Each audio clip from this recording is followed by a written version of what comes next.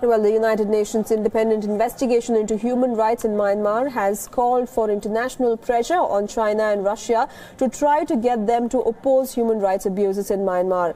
UN Special Rapporteur Yang Chi Lee, who was last week barred by the Myanmar government for visiting the country, singled out China and Russia as they had failed to back some moves in the UN aimed at trying to halt the Myanmar military's crackdown on the Rohingya Muslim community in Rakhine province.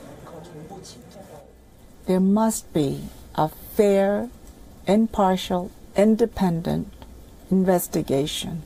I think the families of the victims have a right to know what happened, and I think the people of Myanmar need to know what happened. Because we are seeing in front of our eyes the worst humanitarian crisis.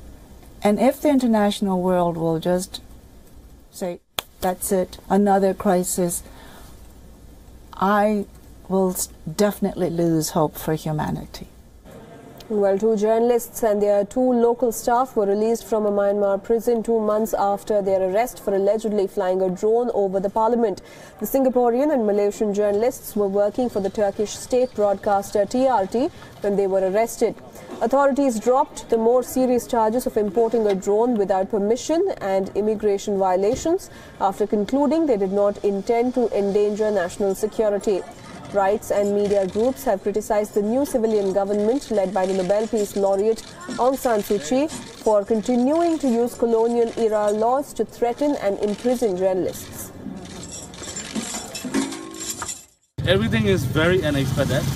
Until last night, on the way back from our court, we didn't know that we're gonna leave this morning. So everything is very amazing, very strange, and I still appreciate our authorities. And the reason why they release is like they are focusing on the diplomatic relationship of 2 countries, and also they didn't find any intention. They didn't find from us, which is like any intention to